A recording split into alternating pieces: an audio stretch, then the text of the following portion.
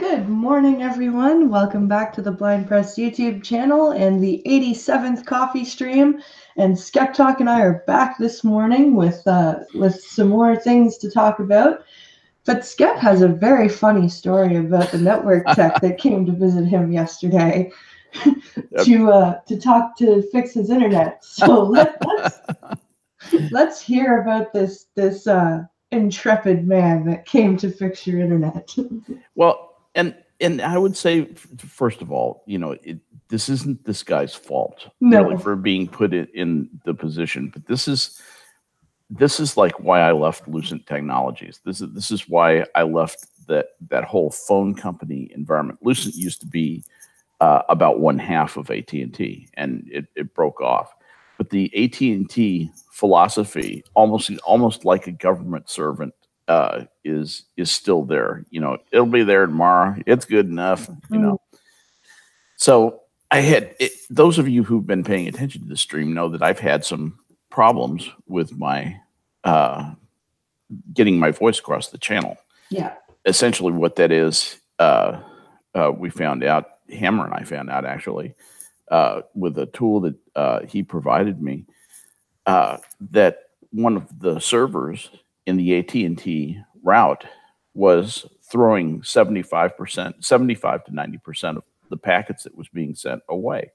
What happens is, and I'm not going to give a lesson in protocol programming, but what happens is when there is a transmission failure, what immediately happens is it retransmits the last good thing that it had, because it tries to fill the space in the event that the delay isn't going to be very long. Right. Okay. And that's you see this in cable TV and stuff all the time. Anyway, so that's why you get the effect because what's happened is it's missed some packets in the stream. And so it tries to retransmit the last thing for a few times, and then you hear nothing. And that's when you hear the interruption where it sounds like, that results in that. So that was my problem. And the tech called me and said, I'll be over there in 10 minutes. And I said, great. Up the phone. And he was a nice guy. He comes up and he's not belligerent at all, but he doesn't think I have a problem. He thinks I'm a typical user. He said, did you try resetting your router? Yeah, I reset the router. I was really being nice. I reset the router. I said, would you like to see what the problem is? He said, well, we have some steps we have to go through. And I said, I can save you about an hour of work. Yeah. And his eyes brightened at that. And I said, come here. And so with him looking over my shoulder, I showed him where in the route his server was throwing away packets. Right. And he said, well, I don't know anything about these kinds of tools. I'm like, you're a technician for AT&T working on their network system. And this is essentially ping. Essentially the first thing you learn in networking. Yeah. And I said, what's your background? And he said, I'm a farmer. I said, a farmer? He said, yeah. He said, my wife and I have a working farm, and I took this job to make a little extra income. I went through the training, and now I'm basically dragging cable for AT&T. So I realized what I was working with here, and I said, can we get your boss on the phone? And he said, well, I'm supposed to try some stuff first. And I said, let me have a 2-minute conversation with your boss, and I promise you, you'll be glad that we had it, and he'll be glad that we had it. Right. And so he said, oh, okay. He calls his boss. He says, the customer would like to speak to you. There's a lot of back and forth. No, I haven't done that. No. He used to work for Lucent. He's a network technology guy. Blah, blah, blah, and I said, and the guy finally hands me the phone. And so I talk with the guy. And his manager is actually really reasonable. Right. And I said, I'm using Ping Blotter. He said, that's a great tool. I said, oh, yeah. And so, we bonded immediately. Right. The boss and I. Right. And I said, so if I'm looking at this server, it's in your server farm. It's actually one of your routers.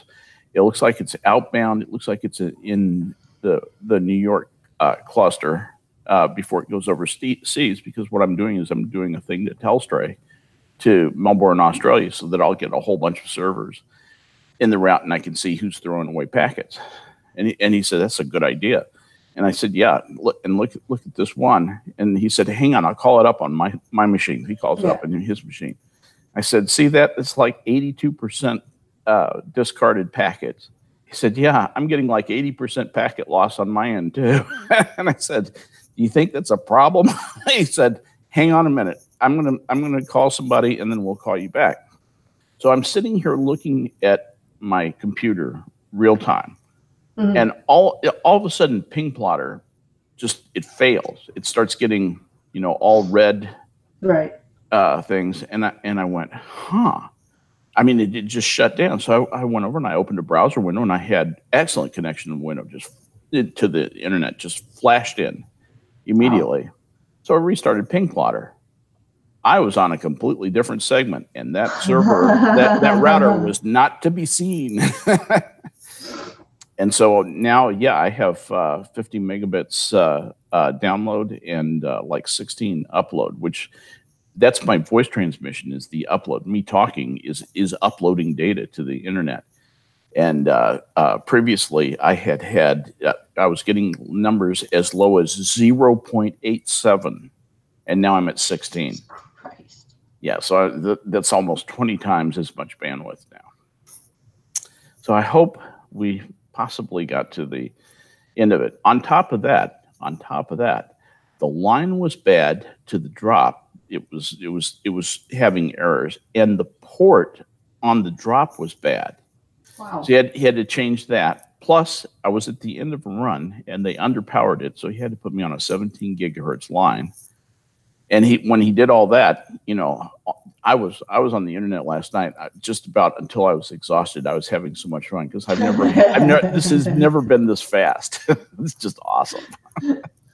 You're like a kid in a candy store. I was having like 4 movies streaming at the same time, just to see if I could challenge the bandwidth. Just because I could, exactly. Just being profligate with my use of network. So I hope that we got to the bottom of that. It was really traumatic while it was happening, and when something structural within the big nameless, faceless company that provides your internet service, it's frustrating to have to deal with. It's like dealing with a recalcitrant donkey, and you keep hitting it with the baseball bat, trying to get it to pay attention.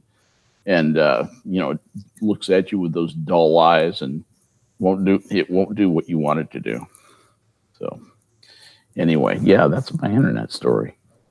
What do you think about that? So I'm just looking through chat here real quick. Hi to Richo and Jesse and Nico and Gunfox and Duck Dog. Nico appears to be having some issues with his maintenance man who took pictures inside his apartment. What? Wow. I only called his ass because the water heater is leaking water under my tiles somehow. So the maintenance man said he knows what the landlord wants and took pictures. If he took pictures of the water heater, that may not be too unreasonable, right? I mean, if he's just trying to document the damage. Let's see. If he's going through your personal family photo album or something, that's a different story. Taking pictures of your... Oh, did I say hi to Jesse? No, I didn't say hi to Jesse. Hi, Jesse. And hi, Greg Rogers, who just came in. A fennec fox appears. I like that. So, before we get into the news and everything, I'm wondering if you've heard any about any of this rigmarole that's going on with the fight on January 19th. What fight? Okay, so the Andy and Tonka fight. Oh, yeah, Worski and Tonka, yes. Yeah. So apparently, I was listening to Monkey in the morning at 1 o'clock this morning. Okay, was he talking about it? Yeah, he was talking about it. Okay. What did he have to say? Because I was asleep. Oh, just, that was when I started to tune out, because talking about Andy Worski just makes me tired. And Tonka's not one of my favorites either. I'm kind of in the mode of, I don't really care that much about either one of those guys. I guess one of them challenged the other to a fight. Worski was all hot to do it, and Tonka, when shit got real, I guess Tonka backed down or something. Well, no. See, what happened was because Monkey's got a bias against Tonka. Well, yeah, because they had a stream together, and instead of actually having some bants, which they're both capable of doing, yeah, they both degenerated into screaming at each other. I listened to that stream, and I would say it was more Tonka just being a complete jerk. Tonka went straight wrestler and went just. It was very disappointing. Yeah, and Monkey just got irritated after a while. Yeah. So I think Tonka. So what Tonka did was he changed his name, so the name didn't match the blood work, and his reason was he was tired of people trying to dox him. Ah. Because people were calling his mom. Yeah. Like Andy's fans were calling his mom at her job. His grandmother had been threatened, all this crap. Now, wouldn't you dox yourself by showing up anyway? Like, people will now see what you look like. But I guess his face is already out there. But if he was really worried, why didn't he change his name after the fight? Yeah. I didn't understand the name change thing. That it didn't sound like I was getting anywhere near to what factually happened. What is your understanding for why he changed his name? I believe that he doesn't want to be doxxed, because I believe that people have been going after his family. As Cult of Krell said, I wouldn't want Andy's weirdness stalking me either. No, I wouldn't. I'm with Krell on that. I understand why Tonka did it. I just think that now I've been told that the promoter was telling them the two of them different things. Yeah. But that doesn't make sense, because if the fight doesn't happen, wouldn't the promoter lose out? Promoter only gets paid when butts are in seats. Yeah. But the whole card isn't canceled. Like they were going to fight on on an established card. But their fight is done, but the card is not. Yeah. So the promoter didn't really lose anything, I guess. But if I were Tonka, I would have changed my name after the fight, just to be safe. Like, I wouldn't have done it before, just in case this happened. Especially because if I were Tonka, I have fighting experience, right? I would know that people could try and pull loopholes. The promoter was getting shit from the state about this farce of an idea, says Pincalo. That I believe.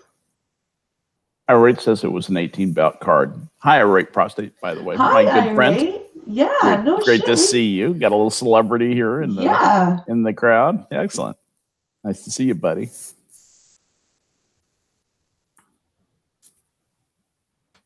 I just wanted okay, I don't know if you saw, but I kept saying on Monkey's stream, I just want Worski to be hit once to fix his speech.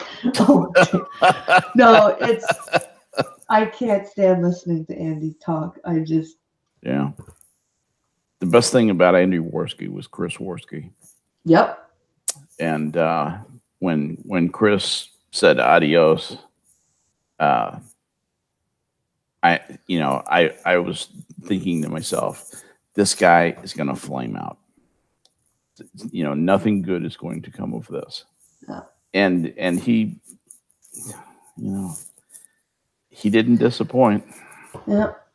Irate says Tonka and Andy were to be third bill. Okay. That's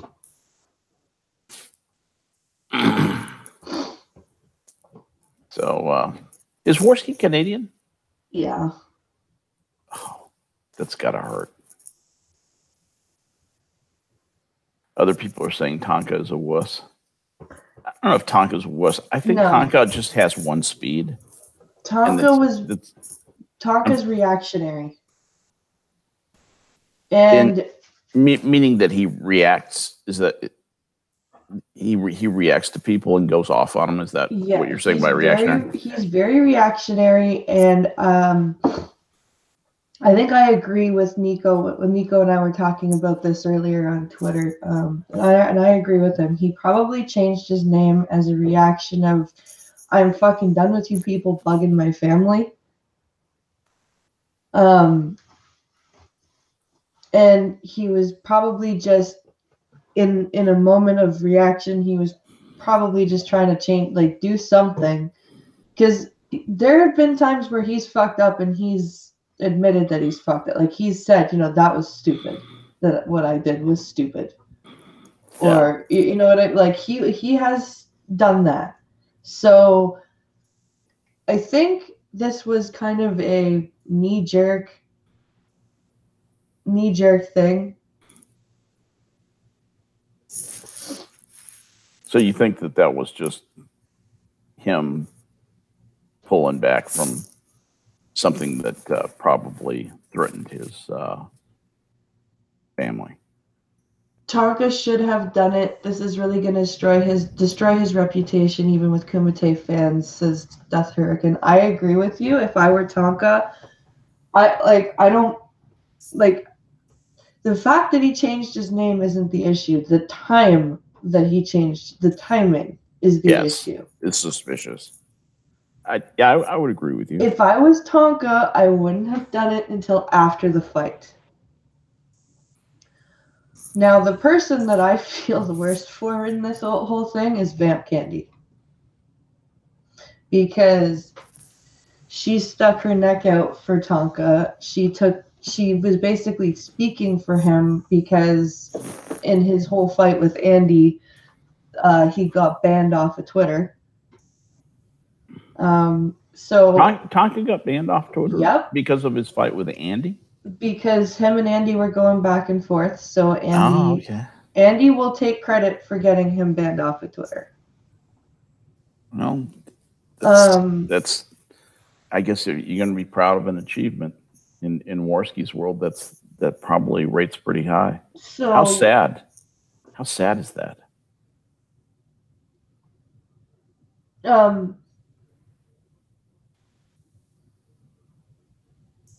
So yeah, Vamp was running that whole show.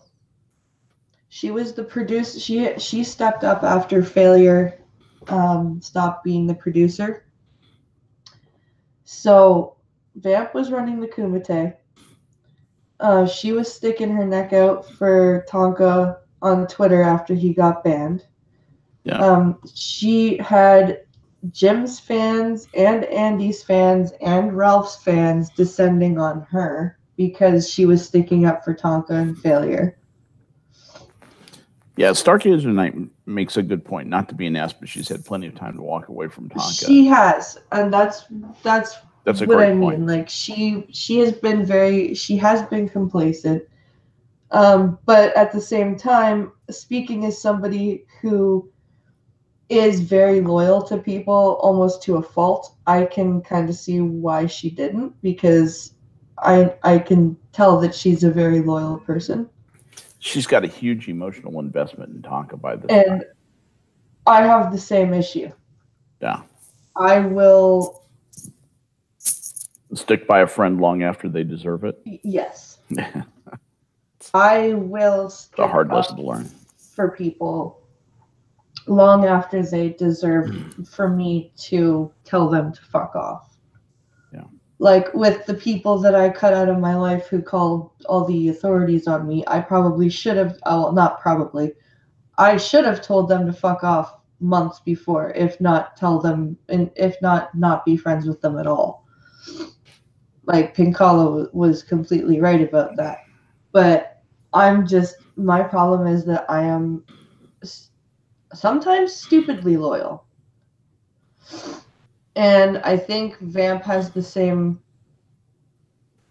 if you want to call it a fault, I don't know if it is a fault all the time. Mm-hmm.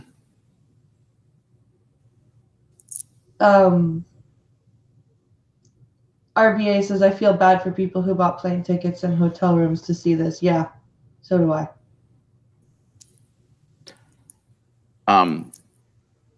Chadwick says, yep, little internet tough guys, when it comes to real life, they got to make up an excuse to get out of it. Yep. On both sides. Yeah. I think my personal opinion on both these people is that it's sad, but they're two both of them are busted personalities in different ways. I actually think Worski is more busted than Tonka. Yeah. But Tonka is, sometimes I don't think he's the shiniest penny in the purse. No. Not at all. And he does dumb emotional things, which that I can kind of forgive. What I can't forgive is Worski being calculating and hateful to people, which I think he's done. I would agree with that. And to be proud of getting somebody off, to consider that an accomplishment. He did a stream where he flagged somebody live. I'm not gonna say who it was because I can't remember off the top of my head who he flagged live on stream, but he flagged somebody's YouTube channel live. I'm sure chat will help us out. And was very proud of it. Last time they threw them under the bus is irate, yeah. Yeah, I noticed, and he's not wrong. Pinkalo says a bunch of people are going up just for a meetup and a bar crawl. Yeah, make the best of it. Bar crawls can be fun. Yep, if you're into drinking. Yeah, heavily. Right. Jesse says, sometimes toxic relationships blind others into loyalty, even if it kills off your soul. Yep. And says that she lost a few years in toxic relationships. I had a couple of toxic marriages. Yeah. I've got like a PhD in toxic relationships. But I like to think I learned from it. I got it right the third time. I just was a little bit retarded. Are we allowed to say that word? Well, here we are. Just not on Twitter. Irate, you're not far out. Pinkalo and I have the same thing, the same theory. Oh, that it was all along. Yeah. To outdo Kilroy. Nice. Hey, speaking of which, I don't know why this occurred to me yet, but has anyone heard anything from Based Mama? Nope. Do you remember when she was just the shit? When she was all over Twitter and, gonna make this big thing out of Kilroy?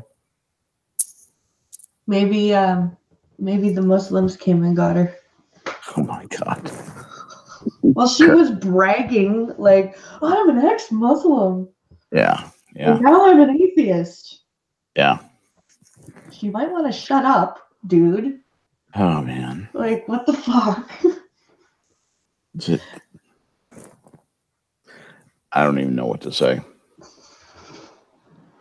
She was That thing was a disaster. I have an IQ of 140. No, 160. No, 180. I know. Why are you going up by 20s, dude? Yeah, exactly. She's just one of those sad little cases. I was thinking about the way that Kilroy was run. I don't know why I'm thinking about Kilroy all of a sudden, but you know, comparing it to my experience going to MythCon.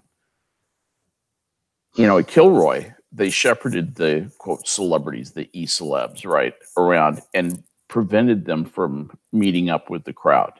Mm.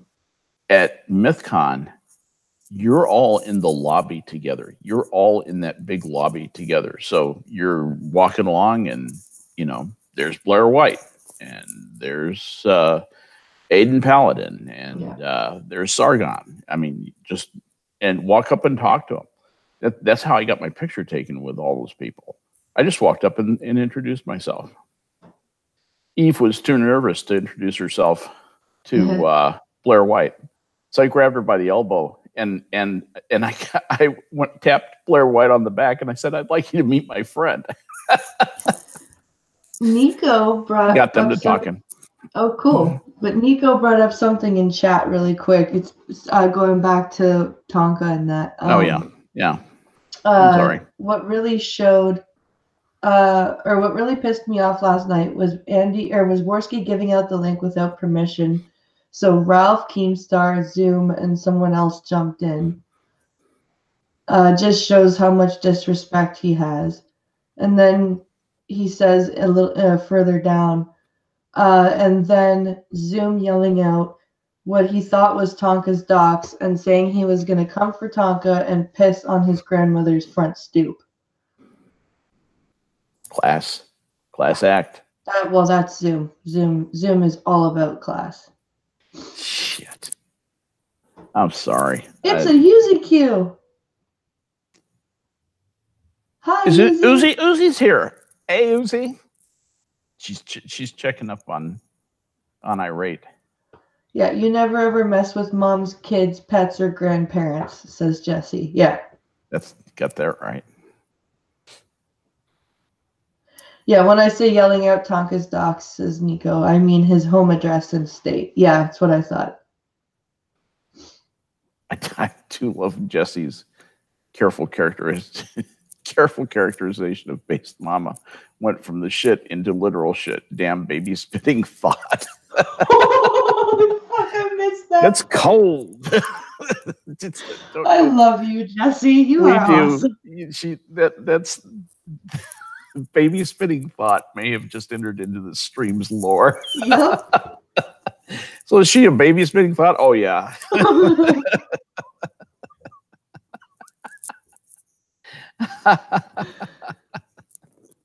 Oh God. Oh my God. That was amazing. Yeah. Adamantine says Tonkas Suicide by YouTube. Yeah, I just don't. I think this is Tonka not smart enough to realize how toxic Andy is, and Tonka gets attracted by shiny stuff. Yeah, it's like squirrel, and there goes Tonka. Chase squirrels. Want to chase the squirrel. And he goes running off after the squirrel. And right now the squirrel is the former human known as Andy Worski, and who's now just sort of a sad little man. It's a sad little guy. Yep. You are to quote Buzz Lightyear from Toy Story, you are a sad, strange little man. A sad, strange little man. Absolutely. That was great. I'm going to check on something on Worski. Andy Worski. Let's see something real quick. Yeah, he's got 250,000 subscribers. And he gets 7K, 11K views. Worski returns no views. Yeah. To have to have 250,000 subscribers and to be getting 5,000 and 10,000 views. That's a channel that's dying. Yeah. He's in the long, spin out, headed for the ground. So that's not flying, it's falling with style. The Toy Story quotes are coming now fast. That's not flying, it's falling with style. Yeah. Adamantine says that he's come to the conclusion that Tonka is simply a bad person. I think he's dumber than he is bad. I don't think he's. I actually not sure he has the intellectual power to be evil. And Worski, on the other hand, is like a cowardly jackal type guy. Worski has just enough smarts to make it seem like he's doing things himself, but he's really not. He's one of those puppets that is just lifelike enough to look like not a puppet. He's a very well done marionette. He just needs people to pull his strings, and the puppeteers just change. We had let's see. What we had JF. Oh, JF. We have Geek I like Lulu. the young voice. Yeah, we had Geek Lulu. We had as soon as he told Chris Worski to go away, this is what happens. We have people who are manipulative and who can see that Andy is manipulatable. Manipulatable? That's not a word. That he is easily manipulated. Jesus Christ, blind. Hey, adjectives are hard, okay? Adjectives are hard, okay?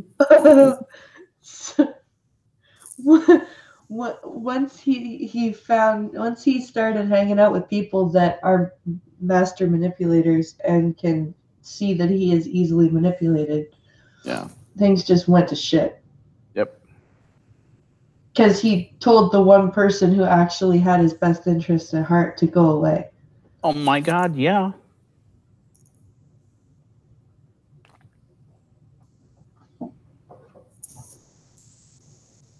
Somebody said that somebody said that Tonka was Gur from Invader Zim. Oh, that was Jesse. Jesse, yeah. Jesse is like on fuego today. she's just coming out with all the bon mot today. Let's see. Apparently, we're supposed to check out my general Discord chat. Yeah, I'm head over there to Blind Prisoner Sanctuary now, and I am in the general, and looking down here, and Andy versus Tonka, and it's it's a Photoshop thing. I'll get Pink Hollow to describe it. So what did Pink Hollow send you? Was it a news thingy? Was it a... Well, as everybody on the stream knows, my first name in real life is Frank. Yeah. And as anybody who pays attention to Monkey Scream, his first name is Frank also. Yeah. And this is what he sent me was a thing about Frank's maple syrup. Ah. Frank knows about maple. Connais tout sur l'érable. Tout sur l'érable. What? I can't remember érable. What does that mean? Érable? Tree? Yeah, knows all about. No, that would be arbre. Arbre, that's right. Érable. Well, all right. Google Translate. Don't fail me now. Yeah, and yes, even though French was my first language, I occasionally have to use Google Translate because after only 60 years, I've forgotten a little bit of it. So everybody relax. It's a bottle of Canadian Tire. Érable, French. Maple. Maple is what it means. Érable, maple. Of course, it sounds exactly the same. Maple. Frank knows all about maple. Frank doesn't know all about French anymore, but he knows all about maple. That's for goddamn sure. Anyway. You know, what pisses you off? Where would you go postal? What would someone have to do to you to have you go postal? To do to me? Yeah.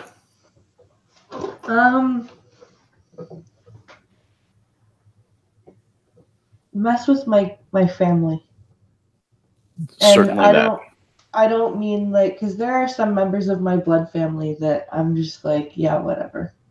Yep, absolutely. I'm there with you. If you mess with the people that I actually care about, whether they be blood or chosen family. If someone threatened to hurt Alex or Logan,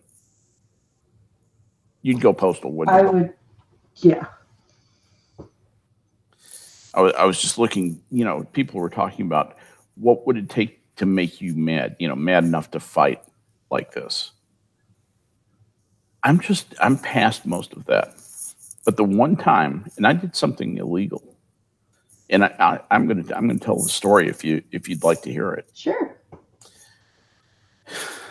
Just after my daughter was 13 when I got divorced from her birth mother, and there was a guy on the sex offenders registry who lived about 2 miles away from her. And he had been going by her school and had been, harassing the children, but was looking specifically for Andrea. Mm-hmm. He was fascinated with Andrea. He was fixated on Andrea. One night, and he went to the house where Andrea lived, where I was not living anymore, and got up on the roof and tapped on the window of her bedroom while she was up in her bedroom alone. Oh, hell no. My ex-wife did the right thing. She walked in, saw what was happening, grabbed Andrea, went downstairs, put them both in the study in the back of the house, and grabbed the shotgun and re-entered the room and pointed it at the guy's face. Nice. He held his hands up like that. Yeah. And Mary had the sense to dial 911. The police came and arrested the guy. Good. So my daughter reports to me that she saw him again at the school. And he's under restraining order and all this stuff. Oh, no. He was bonded. He was bonded out. They arrested him. He was bonded out pending trial. But he was under a restraining order to stay away from children and schools and all that stuff. There's a standard restraining order. And he was at the school again. So I called him up at his house. And I said, I'm 50 years old. I've had my fun in life. I just want you to know something. If my daughter sees you one more time, you're not going to know when it happens. Yeah. But I'm going to come over and kill you. Yeah. I've had my life. I don't care what happens. It's worth it to me to guarantee her safety, to put a bunch of lead inside you, and I will do it. Do not let your face be seen at that school one more time. You understand me? Said it just like that. Not emotionally, just that real would straightforward. Be fucking terrifying. Gun Fox, that's what I wanted to do. I mean, that would be satisfying, but then you got to deal with the paperwork and the long jail sentence. And, in point of fact, violating a restraining order is, there's not a death penalty for it. Anyway, he was convicted of criminal trespass and actually got like 5 years because it was a second offense. Yeah. And so he'll be released out, and I think he's already been released. And he's under a lifetime restriction to stay away from schools, churches, and all that stuff. Anywhere there can be kids. I'm sure he'll stick right with that.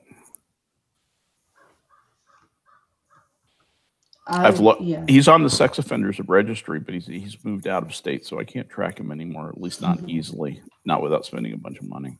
Yeah. I don't really care that much about him as long as he's out of my daughter's life. Yeah. It's okay.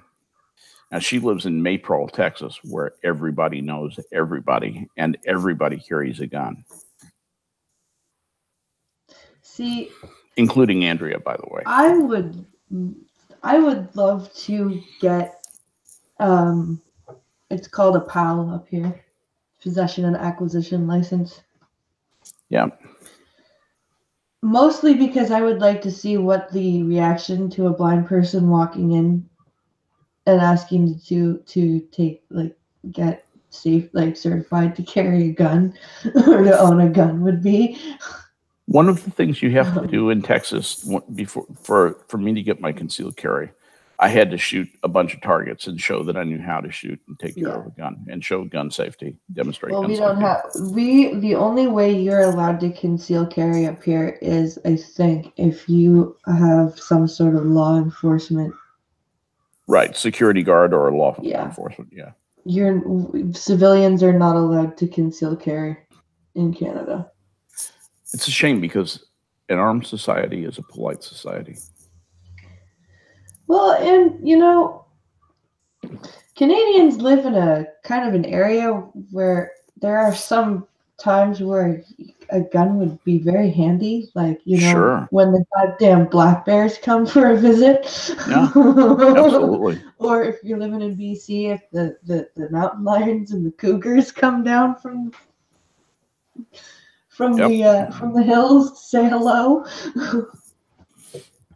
Or even down here with the freaking coyotes. Yeah. They're everywhere. They're a plague in Texas too. I don't know what to tell you. They get in the way of cars a lot down here. You know what else pisses me off is we're not allowed to hunt and eat Canada geese. What? Yeah. You're kidding. No. Why? They're delicious. Yeah, well, and it pisses me off because there is an overabundance of them. Yeah, they're like pests. And to the point where there was some news stories a couple of years ago about them getting rid of some goose eggs before they were hatched.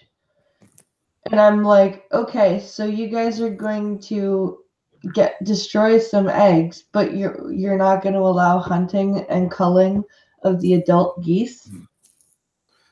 We could feed a lot of homeless people. Right, with delicious goose dinners. Yeah. It's delicious meat. I don't like the eggs. The eggs have a funny taste to me. Yeah. But I've had goose egg omelets, and I tried. The meat, and what are the little berries that you serve it with? Don't say gooseberries. I don't think it's gooseberries. It's not gooseberries. Do they use cranberries like turkey? No, or is it? But it's a tart berry. I can almost think it's not boysenberry, but it's like a boysenberry. They're not blackberries, are they? No, it's not blackberries or raspberries. It's a I hate getting old. I'm so senile. I can't remember anything anymore. Anyway, I'll look it up. Canada geese are like large flying rats. Duck Dog says cowberries. Thank you, Duck Dog. Thank you for that contribution. I love that Irate Prostate News. He dropped by. This is just wonderful to have folks like this in our chat. One of the things we do on the stream we, I think Blind and I both take a little bit of pride in is that we read what's in chat. We want you to really participate, to be as much a part of the stream as we are. Yeah. And to take advantage of your collective autistic wisdom. and seriously though, we want that to be a distinctive difference about this, and to have my buddies Irate and Uzi, and I just love both those people. And Logan Berries, thank you, Logan Berries. Thank you, Arvidar. Yes, Logan Berries. That's what I was trying to think of. And oh man, that feels good. It feels like getting a splinter out of your finger when somebody thinks of it. When you finally the thing. It's a goat man. Hello, goat man. Suddenly a goat man appears. And yeah, but no, the other thing is that I was just about to say geese are really attractive. And Jesse types in, Canadian geese attacked me and my younger brother as kids because we favored feeding swans and ducks. And I can totally say swans are terrifying. Oh, absolutely. Have you ever been pecked by a swan? I've been followed by a swan. Followed? Yep. Yeah, I totally believe that. They're very aggressive. It was rather disturbed. I was followed by a swan, and then my ex-girlfriend and I went for a picnic in the park, and we had to move because there were two male swans fighting, and they kept coming over closer to us, and we were like, "Yeah, no, okay, we're gonna go over here now." Geese are mean, Sister Ed, and he's they right. Are. Yeah. And thank you, Arva. I will call you Arva from now on. Thank you. I was laying down on my bed once, and my mother always put we had window air conditioners. Yeah. So she always put the one in my window and one in my sister's because of the way our room, like our doorways were situated, the airflow went better that way. Okay. And so it was fall, but she hadn't put my screen back in after taking the air conditioner out. And I was laying down on my bed with the windows open, and a flock of geese flew by. And I guess one got left behind somehow. And all I hear is this ginormous flopping of wings and a loud honk. Literally, like, it was so close, I probably, if it had turned, it might have flown into my window. Wow. And I was like, Jesus Christ. Slam the window shut, right? Right. I'm like, you're not coming in here, you fucking crazy ass bird. Fuck off. Scared the hell out of me. They can be really aggressive. And Greg Rogers says swans can be very aggressive. They certainly can. I have been pecked by a swan, and it's a good solid peck. If it hit you in the face, if it hit you in the eye, it could really injure you. Yep. And the only thing that I've ever felt, that hit my hand as hard as a swan pecking me, it was an emu at a petting zoo, and the emu was just eating out of my hand, but he was hitting my hand so hard with his beak to take the food pellets out of my hand. It reminded me of getting hit by a swan. It's about like being hit with the beak of an emu. So swans and geese are very territorial. From Uzi, Irate has a suggested remedy for swans and geese. Hashtag Mossberg. Yeah. Chadwick says I'd rather face. Remington's my favorite, but Mossberg Award. Chadwick says I'd rather face a flock of geese or swans than a flock of chickens. They're like little raptors. Yeah. Yeah, they are. Chickens are like, if you have free range chickens, you'll see that they eat like everything. They eat bugs. They eat like Snakes. They eat snakes. Yep. Yeah. And they're so fast, they will even kill copperheads. Wow. Yeah. I didn't know that. Copperheads, have a really fast strike. They're really nimble. And what they do is they wait for it to strike. And just as it strikes, they hop out of the way. And the head goes by, and they're so fast, they just bring that beat down on the back of the head. They know exactly how to kill that snake. Yeah, they're famous copperhead killers. That's crazy. Yeah. Chickens killing snakes. It's But then why do they act so terrified when we come by? Because we're big. They're terrified by large. Large means predator. Large means it can eat me. And we do. Well, they're right. We do eat them because they're yummy. Colonel Sanders is the chief predator. The king predator, the top of the food chain. They're very, very tasty. They are. They're delicious. Freaking love chicken. Yep. I do too. Wouldn't it be awful to be a vegan? I don't want to piss off any vegans we have in chat. God bless you for, following your heart and all that. And I hope it works for you. But I'm too meat addicted to be a vegan.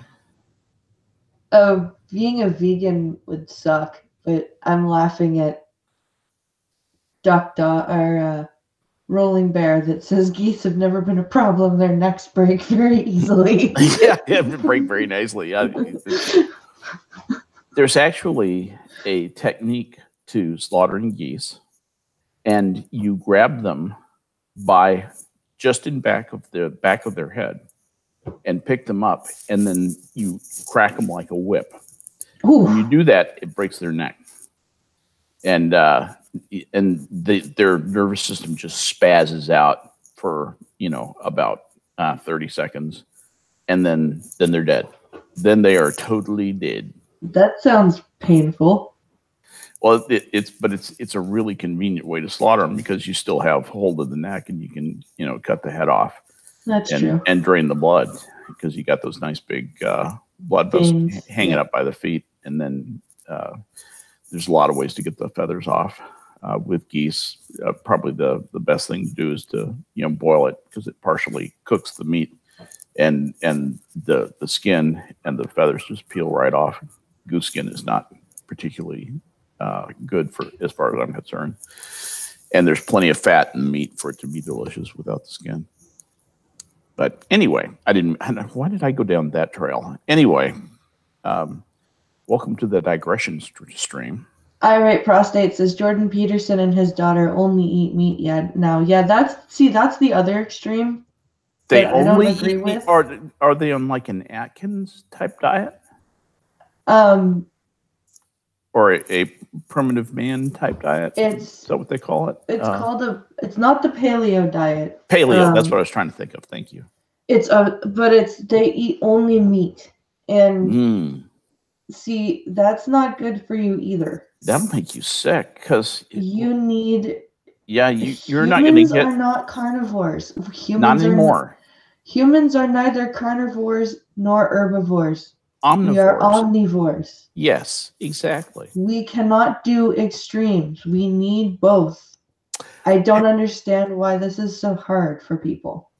I've got to say hello to one of my Twitter buddies. Hate Camel has arrived. Oh, hello, Hate Camel. And one of my favorite Twitter tweeters, and one of my buds on the frontier of Twitter, fighting nonsense and stupidity with our wisdom.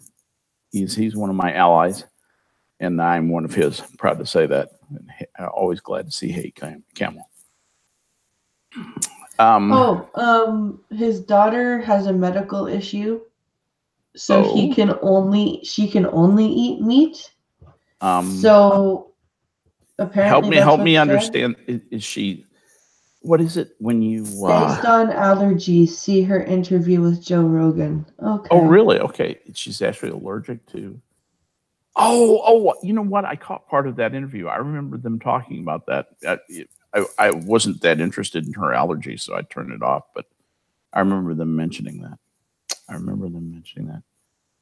Joe Rogan is starting to grow on me. Have you ever listened to him? I like Joe Rogan. I didn't think I would like him at first, but I kind of like his laid back, style. And he lets people talk. Yeah, he does. Which I'm learning to do. I hope I'm learning to do. And he likes you are, by the way. Thank you. He likes the he brings on people that he doesn't agree with, which I like. Yes, it's not an echo chamber. And he has a discussion with them. Yep. And he even, some of his friends he doesn't agree with. He's friends with Eddie Bravo, who is a big follower of Alex Jones. Yep. And he's actually had Alex Jones on, and he will call him out. Yep. He'll be like, "No, that makes no sense, dude." Yeah. Oh, you're a shill. Yeah, no. Yeah, you're a shill for the deep state. You're one of the frog people. He's actually said that. He's actually told Joe Rogan he's a shill for the deep state before. We have to have Irate Prostate on as a guest if he can find time to do it sometime, because he does the greatest Alex Jones. I was actually going to ask him if he wanted to come on as part of the 100th coffee stream, which is coming up in 2.5 weeks. 2 weeks from now, right? Yeah. 2 weeks this Friday. Consider that an invite, Irate. Yeah, if you're around, Irate. Love to have you on. Yeah, come celebrate 100 episodes of coffee. Yeah, and that's Joe is friends with Alex. Yeah, they've known each other for 20 years. But the thing is, I did not know that actually. He won't let Alex. Alex tried to pull that whole Sandy Hook was a fake thing, and Joe's like, just stop it. Yeah. Just stop it, Alex. Come back. Back away from the abyss. Oh yeah, he's all the paranoia about the deep state and QAnon and all this stuff. It just makes me tired. If people realized it, I've worked for the government. Being in the Navy is working for the government. Yeah. I know how badly the government functions. It's a miracle. I mean, the best run part of the United States government is the military by far and away. It's a standard deviation better than any other part of the government in terms of efficiency and ability to get things done. And occasionally, there's absurdities, and people point that out, $300 toilet seats and that kind of stuff. But the rest of the government does not work nearly as well. And here's why. When you're in the military, you have a mission. You're there to protect your country. That's a powerful motivator. It's a motivator on the order of the motivation to make a profit, to make money for your family, to protect your country. I mean, for those of us who are afflicted with that bug, the need to serve and protect the country, and and it's a good thing some people are. That you're powerfully motivated to do things efficiently and do them right, the same way that somebody who is trying to make a profit in a business does. And that's why capitalism is better than socialism or any other kind of form of government. Capitalism is motivated to make a profit. Efficiency is rewarded. In a socialist system, efficiency is not only not rewarded, but indolence and inefficiency are rewarded. Yes. And so that ends up being the problem with those forms of government. I don't know where I was going with this, but what do you think about what V says about how we need 80% capitalism, 20% socialism? I think V doesn't know shit about that. Here's the thing with V. He's got a law degree and a medical degree, and he's got a lot of people telling him he's got. And he's right about a lot of things. I really like him. Except for his voice, which just hurts me. I like his voice. I like pink collars. Pincalo does a pretty good V. It's Yeah, he actually does. I've heard Pincalo do V, and it's pretty hilarious. But the problem with V is he doesn't know where his expertise ends, and he is beginning to, you know, and I've watched this happen with. I've known a lot of doctors in my life, and a lot of lawyers for that matter, and they get told they're God so much they start to believe their own press notes, and they just think that everything that comes out of their mouths is brilliant and correct and so forth, and it's not. When he goes back and carefully builds a case, he is one of the best YouTubers YouTubing. Period. Dot. In end of statement. He really is a very, very bright man and very good at building a case. But when he's just hip shooting and, you know, making declarations, declarations. Yeah, you're just like, V, please stop. Yeah, you just kind of go, dude, back away from the abyss yourself, you know. And it's as nutty in its own way as Alex Jones talking about the frog people. Yeah. The gay frog people, or whatever the hell he talks about.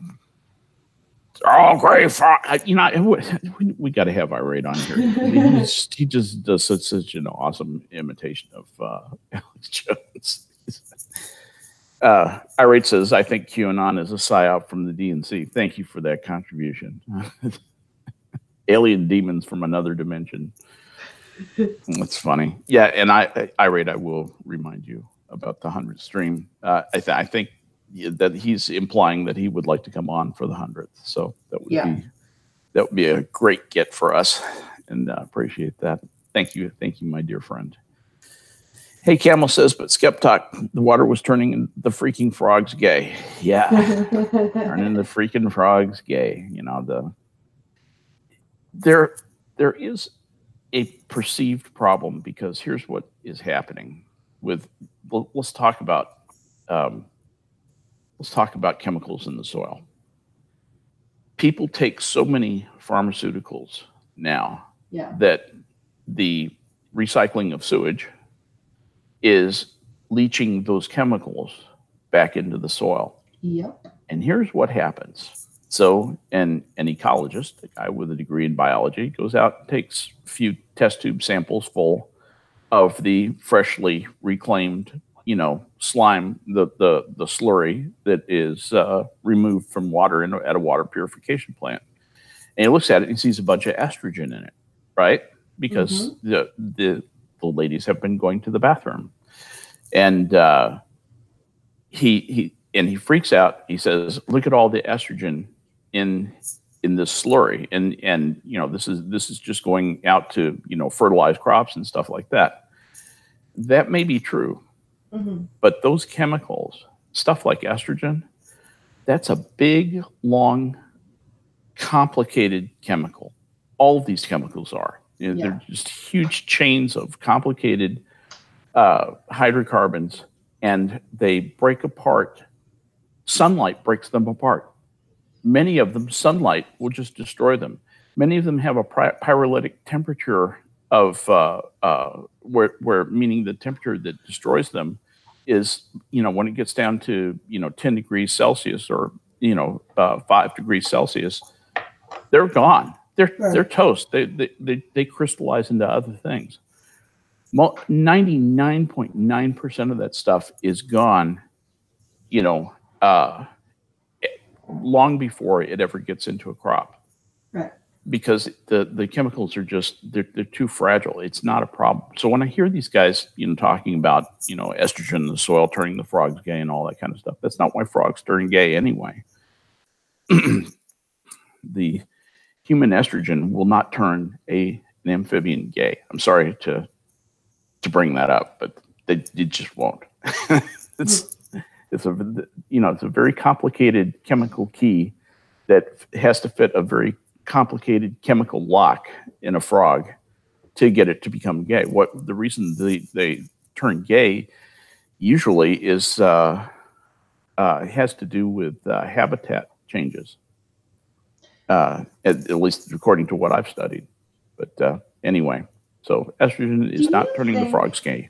Do you think that there's more gay humans because our population is so big? Okay. Let's get into some trouble here.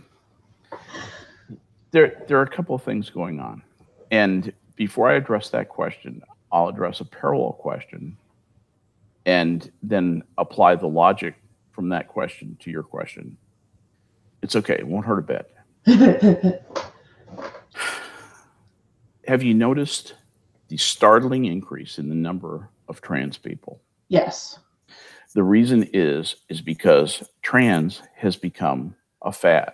Yes. Now, we all know people who have legitimate issues. Yes. You know, with the sex they were born with. I mean, they have the freaking dysphoria. They are basket cases until they make that change. I'm not talking about them. I'm not talking about Chaos Eve and Platty. No. I'm talking about the trans trenders. Yes. The Riley Dennises of the world. And that whole thing has been brought up by a bunch of people who want to control the speech of people they consider to be conservative paleotards and people they just automatically ascribe, you know, racist, hateful, fascist motives to, who are not that way at all. They want to control their speech and so forth. And so they invent pronouns for every sexuality or gender they can pull out of Tumblr. That's, I think, to an extent, that is what has happened with gay people, as it has, you know, the old thing on being gay was it was to be tolerated but not encouraged. This is from William F. Buckley, by the way, an arch conservative who knew a lot of gay people and was friends with a lot of gay people. He said, you know, it should be quietly tolerated and it should not be encouraged. And because in his opinion, being gay was not a good thing.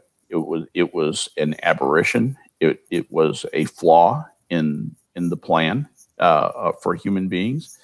And that was the way he saw it. Well, since then, we've evolved somewhat in our views about gay people, and it's become kind of cool and semi-hip to be gay.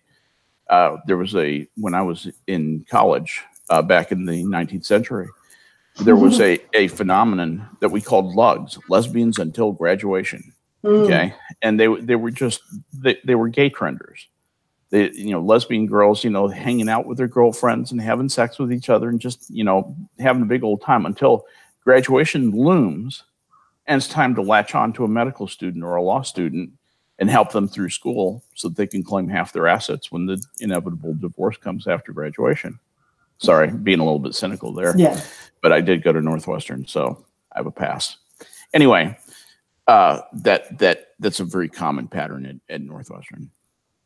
The point in saying that is that with gay being a trendy thing, a way to power. Okay, you say I'm gay, so I'm part of the marginalized group of people. I get points in my oppression stack from being gay. I get to be part of a group as long as I conform to the group. Because when somebody like Milo comes out and doesn't conform to the group, you notice he did not get power. Now, he got power a different way, but he did not get the usual power that you get from being gay and from the oppression points, which for Milo, who is one of the most selfish people alive, that was chicken feed. He wanted a lot more power than that. So he went big. And he said, I'm going over to the other side, and I'm going to make a big splash out of this. And I mean, he and Laura Loomer and Candace Owens, just a splash page, bro, are all cut from the same bolt as far as I'm concerned. Yeah. They're attention whores who have found a way to get attention and money. And who cares what your political views are as long as there's plenty of attention and money. I mean, attention and money is not a bad way to live. Am I right? Yeah. Well, and I mean, I don't know what it's like. I've never, two divorces kept me from ever having a crack at being rich, but that's my problem. That's not anybody. I own that. And, but I've always been, you know, an extroverted person. I don't know if it's because I want attention, probably is at some level, but part of it is I'm just curious about other people, curious to know what they think, how they think. That's why I get so disappointed in people like Andy Worski, because I thought he had more to offer. Mm-hmm. You know, initially when I saw him and Chris Worski, I used to watch their streams. And I used to think, you know, there's some pretty good stuff in there. And then I realized that Chris was most of the brains of that operation. Yeah. And that without it, it turned into an emotional shit show with Andy at the wheel. Anyway, sorry, you kind of degraded into philosophical musing there. Didn't mean to do that. Let's see. Pinkala says, it's true because college life was supposed to be an experimental, and the experiment stopped ending after college ended somewhere around 2000. I don't quite understand that I think he's talking about your lugs. Oh, lugs. Yeah, they were definitely experimenting. They were doing it to be trendy so that they could hang out with the, back then it was called Gay Liberation, believe it or not, the gay lib crowd at Northwestern. We had an association, basically a black student union called For Members Only. FMO is what we used to refer to it as. And, you could see the beginnings of the social justice warrior movement. Yeah. Beginning back then. And it went beyond equality, particularly when I remember when For Members Only came out and said, we're going on strike until we get reparations. We're not going to class. And, what? Yeah, Northwestern just said, fine, we'll give you Fs. And, yeah. and there's no appeal. This is coming from the provost, so fuck off. We'll take your tuition and we'll give you an F and you can fuck off. Exactly. And you can fuck on out of here. Those of you on scholarship, you'll lose your scholarships and everything else. They rethought it and decided not to go on strike. Anyway. What happened to that? Why don't universities do that anymore? Some of them do. University of Illinois snapped back and said there will be no safe spaces here. We're here for the interchange of ideas. Sometimes that's going to be uncomfortable, and sometimes learning is hard, and it even hurts. That's part of learning. That's part of growth. We're here to help you and to facilitate that, and we will be an institution of ideas and of learning. There will be no safe spaces at University of Chicago. I was so proud of them. Yeah. They really are the best university in Illinois and one of the best universities in the country. Well, very underrated school. Like, I'm super glad that my history teacher in high school, when we studied World War II, he was one of those teachers that at the beginning of the year was like, I have to hand out the history textbook, but we aren't going to use it, so put it in your locker. Okay. He because he is like, the textbook just teaches you half the story. Names and dates. Yeah. And so when it came to learn about World War II, he was like, okay, guys, this unit's not going to be fun. And it's not going to be pretty. But you guys need to learn about it.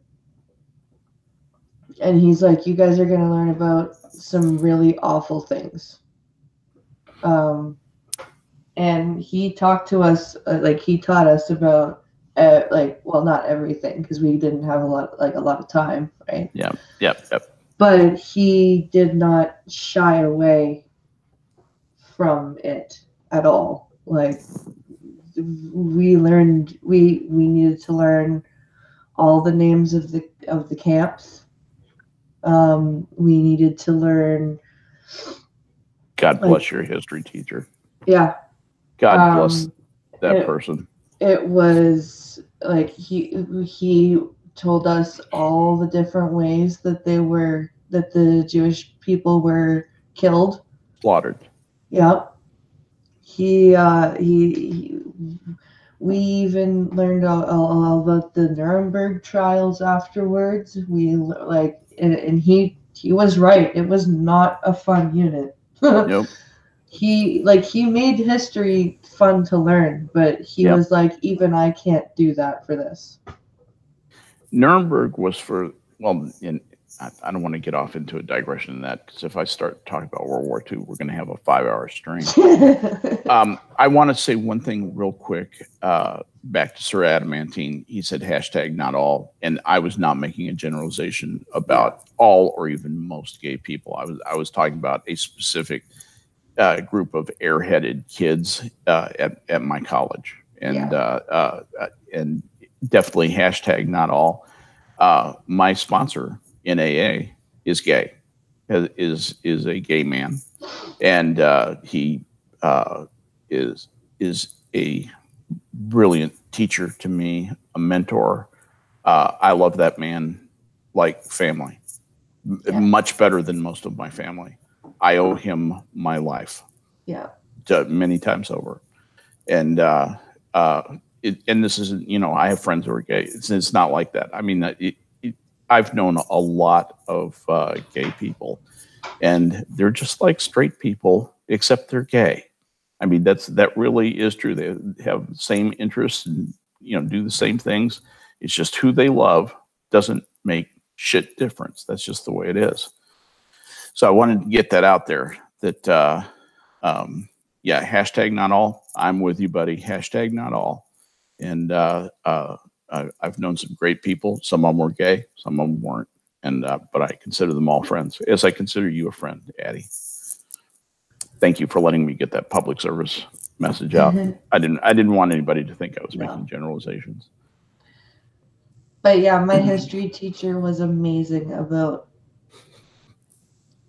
teaching us about that stuff, and he warned us. He's like, I try to make history fun, but I can't make this fun. Yeah, there's nothing fun about it. Even the ending was grim. The liberation of the camps, what they saw when they encountered those people, and then rounding up the Nazis and hanging them. Basically, it was, back during the Wars of the Roses, after like the Battle of Towton, they hung, drew, and quartered the losing side. I think it was the Lancastrians lost that one in the first Battle of Towton. And this was basically the same thing, except it was a little bit more humane in that they killed them with long drop hanging. But they hung the general of the army, their version of Eisenhower, General Jodl. They hung him too, in addition to everybody else who was, even remotely associated, who even had knowledge of the slaughter of the Jews. And what people don't know is that they went deeper into the infrastructure of the military and hung almost every colonel in the Wehrmacht who survived. Wow, I didn't know that. There you can see tapes of the actual hangings on YouTube. Just Google World War II hanging Germany, and you can see from the U.S. military prisons they had set up hanging after hanging. Collaborators and spies were shot. If they didn't have a gallows there, they would just march them up in front of a firing squad, and you can see person after person get shot on YouTube. And that was them getting, taking out the trash, trimming off the really hateful groups of people who conspired with the Nazis to work the evil that was World War II. Well, we even watched it's the Hollywood rendition, so it's not. It's going to be hyperbole a little bit, but the movie Nuremberg. Oh, really? Okay. Yeah, he had us watch the movie Nuremberg. Wow, that's kind of unnerving, isn't it? And the whole class was just silent when we finished. And I was so mad, because for anyone who hasn't seen it, it's a great movie. But when the one guy took his cyanide pill and they didn't get to hang him. Oh, that was Hess, the chief of the Luftwaffe. I think it was Hess. No, it was not Hess. It wasn't Hess? I'm sorry. It was Goering. Goering, that's right. Fat boy Goering. Goering. Yep. He had a cyanide capsule smuggled in a jar of hair cream. Yeah. Excuse me. And yeah. You're talking about the 2000 film Nuremberg, a Canadian-U.S. television docudrama based on the book. It won a bunch of awards. It was a great. And when I say great movie, I mean like it needed to be done. Do you know what I mean? Like it as a documentary type deal, like a docudrama, so that you couldn't like because stuff like that, as horrific as it is, need not be forgotten. It need be remembered. Yes. It absolutely needs to be remembered. And I was very glad that my history teacher showed it to us. Despite how awful it was to watch. Yeah. I was glad that he showed it to us. This was the one with Alec Baldwin as the Supreme Court Justice. Yeah, I believe so. Yeah. And Brian Cox played Herman Goering. Yep. That was, I think I'm going to rewatch that. Pretty sure that's on, I'll bet that's on Netflix. I'll check that out. Nuremberg Infamy on Trial by Joseph E. Persico is the book that was based on. And essentially had two parts to it. And it's shown sometimes as just a long movie, one long movie. Yeah. But on TV, it was shown in two parts. Interesting. So that really had an effect on you, huh? Yeah. It really did. How does it make you feel about Holocaust deniers?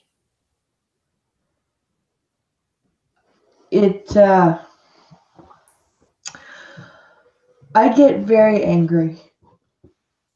Enraged. About it. Because there's no point in denial. Like, what's the point? Well, it's to pretend that, Nazis didn't do anything wrong.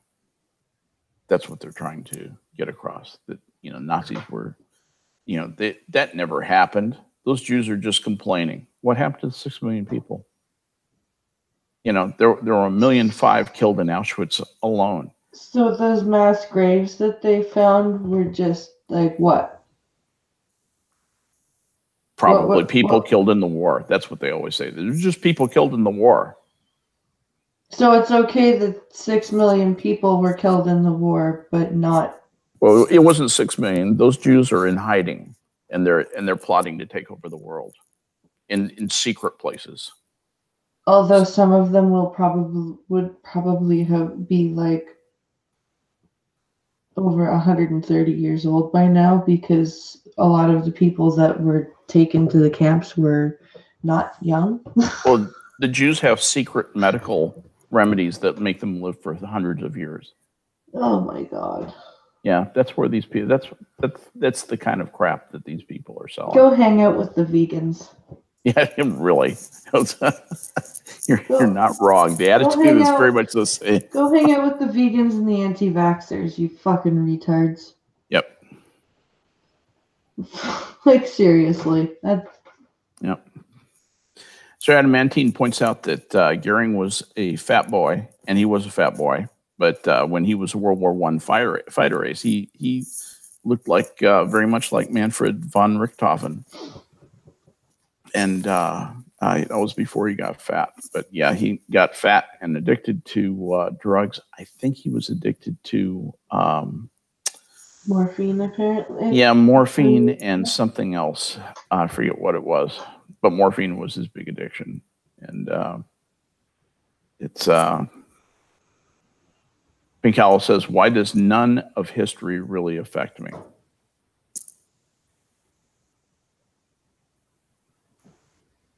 I don't know. I don't know. You know, those people who, if we don't learn from history, we're doomed to repeat it. That much I know. Judgment at Nuremberg, Greg Rogers is an excellent, excellent film. It's one of those that you walk out of that one. It's like seeing Schindler's List. You're just quiet and I know oof is right. I've seen about half of Schindler's List, and it was on. I probably was way too young for it because I was about 7, I believe, and my mom was braiding my hair, and she was watching it. Yeah. And I think we got to the train, and I made her turn the channel. Because I was in tears. Ketamine. That's right, Seamus. That's what I was trying to remember. Thank you, buddy. Sorry, go. I didn't mean to interrupt you. So that really, how did it affect your mom? I don't know how. Like, I know that Mom likes to watch movies, just in general. But I know that she enjoys. She's not as crazy about historical movies as our one family friend is, but I know she does enjoy historical movies. But I know that she definitely didn't want to see me upset, so she changed the channel, right? Yeah. And then I think we had to talk about it, like an age appropriate talk. Like, there was a person, like, she was like, there was a man named Hitler, and he was in charge of Germany at the time, and he believed that Jewish people were less than, and he and his party orchestrated the killing of. Because I was like, why would anyone make a movie like this? Right? Like, I didn't know that it was a historical retelling. Like, I thought at first that it was just a fictional movie. A lot of people regard it as fiction. A surprising number of people. Well, I was like 7. Yeah. So I was like, why would anyone come up with this? Why would anyone have this idea to make a movie like this? What the hell is wrong? Like, you know what I mean? Like, so Mom was telling me, like, no, this is a story about this actually happened. Like, this is just a retelling of it. Like, and then she was telling me about, World War II, and because it was really hard to watch. Absolutely. Occasionally I watch Schindler's List. It's a really emotional movie, says Nico. Yeah. Irate says there needs to be a movie on the Einsatzgruppen. Man, that would be, those were the people who ran the special unit, who ran the concentration camps and oversaw the actual killing of the Jews and gypsies and homosexuals and everyone else that Hitler, disabled people, mentally infirmed, right? Yeah, the blind, all of the blind, all of them. Unbelievable. That's just Pinkalo and Richo, because Richo asked where is Scotsman. He's always on. That's how I found you. And Pinkalo said, Richo, he's in Scotland. Maybe the Bobbies got him for throwing out a black shirt and charged him with a hate crime. Because anything's possible. Holy shit. It's 11:34. I know. We've run the stream for an hour and a half, over an hour and a half, and but it's been fun, hasn't it? It has been been for me.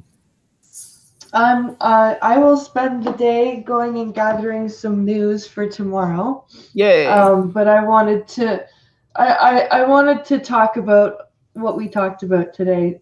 So that's good. Thank you for letting me tell my AT&T technical story. You're welcome. I thought it was hilarious.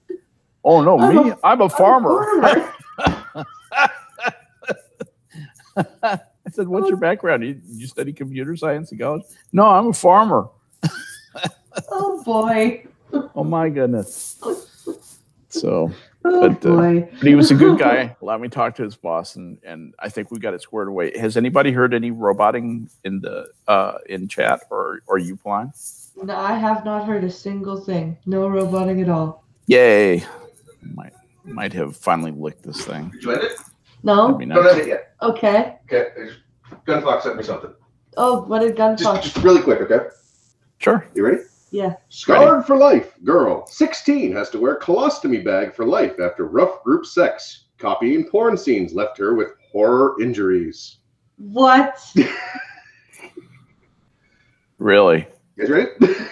A teacher who warns pupils in Australia of the hazards of copying violent porn told ABC News about the teen's life-changing injury. The country's national broadcaster was told the girl's horrific experience was just one in a string of serious injuries to result from porn-addicted Australians trying to imitate aggressive sex they've watched online. Bastian Seidel, a Tasmanian doctor at Tasmania, told the ABC that he has seen how these copying behaviors they've seen on porn videos can go dangerously wrong. He said, "We have seen anal fissures more and more. Oh, God. I've seen that more in women, so that's caused by men having anal sex with women." Or double ending. Yeah. The ABC's hard-hitting report also revealed the horrendous experience of a woman, Sarah, whose former boyfriend forced her into having anal. The 41-year-old was left with nerve damage to her bowel and no longer coped with hugging her mom because she was so traumatized by the rape. She warned, "In pornography, it's not how it is in real life. It's just how it is. It looks like they enjoy it, but it really hurts." Experts and teachers said that porn-addicted blokes are making their girlfriends suffer.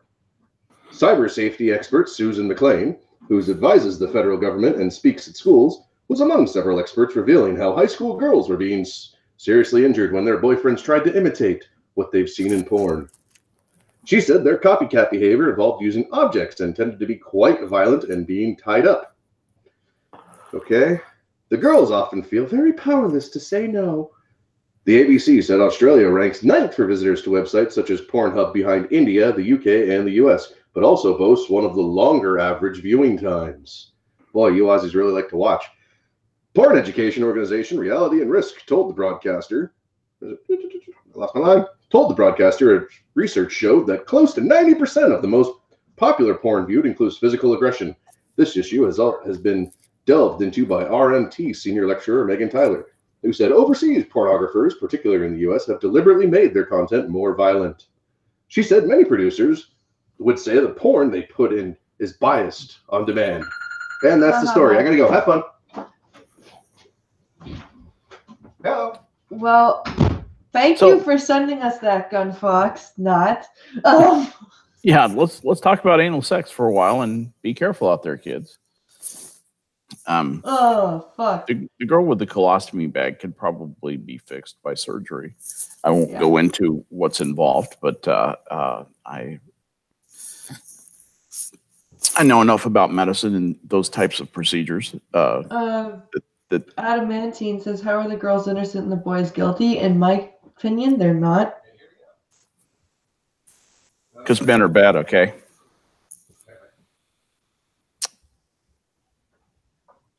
You know, one of the, I know we got to cut the stream off, but I was just going to say one of the interesting people I've come across an honest feminist. She styles herself as an intersectional feminist, but she is honest and will engage you honestly, will listen to your points and rebut you, or bring up her arguments in an engaging way, in a way that really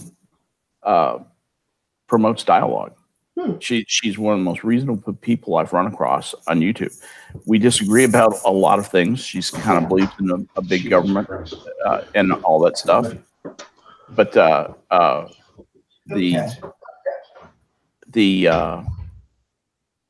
anyway, her name is the Ranting Feminist. Oh, I've heard of her. Yeah, she's a buddy of Hammer and Monkey, and I would say she's a little bit of a friend of mine now. And hey, Captain Brambles, nice to see you. I just thought I would shout out her name. If you're not following her, she's an interesting person to follow. She has a lot of interesting things to say, and I find, you know, some of her points are very persuasive. She makes a very strong case for stuff that I generally think that, you know, I tend to have a problem with. But the cool thing is that she'll be honest with you and engage you honestly. And she and I have had a couple of disagreements, but mostly agreements. And I would say, if you want something a little different in your Twitter feed, follow Ranting F at Ranting F and Ranting Feminist. And nice. She's a very interesting lady. Her name is Claudia. And I'll check that out for sure. Yeah. Very fun person to pay attention to. So I thought I'd shout out her name. Anyway, that's about all I got for today. Well, guys, thank you for coming and listening.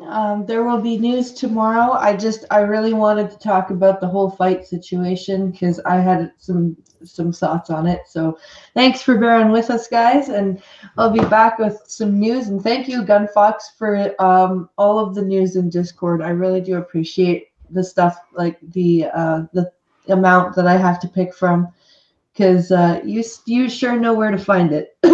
Yeah, thank you, Gunfox. So I hope everyone has a great day today, and we'll see you guys again tomorrow.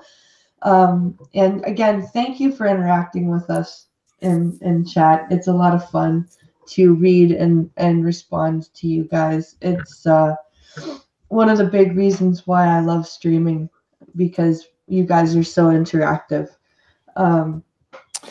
If you don't mind, I would also like to shill my little show tonight, of course. I'm hoping you'll be on it with me. I will indeed. If you can get away, and we're going to have an interesting guest star on tonight, and I'm not public. I'm not making it public who that person is until we go on. But she's a YouTuber and tweeter of some status, and a very interesting person, very interesting personal story. So we're going to have a fun stream tonight, Wednesday night. There will be Square Minions of the Zoo, 10:30 East Central Time, 11:30 Eastern Time. That's right, 11:30 Eastern Time. Yeah. That's always Sun West to East. Okay. Anyway, so please be there. Join us, Minions of the Zoo, and we're going to have some fun tonight with one of my buddies who consented to come on, and of course the usual gang will be there. Thanks for letting me do that. No worries. Mine will be there too, by the way. Of course. I'm always there on Wednesdays. Absolutely. So we will see you guys tomorrow. Have an amazing day and stay safe out there, everyone. Be careful out there, guys.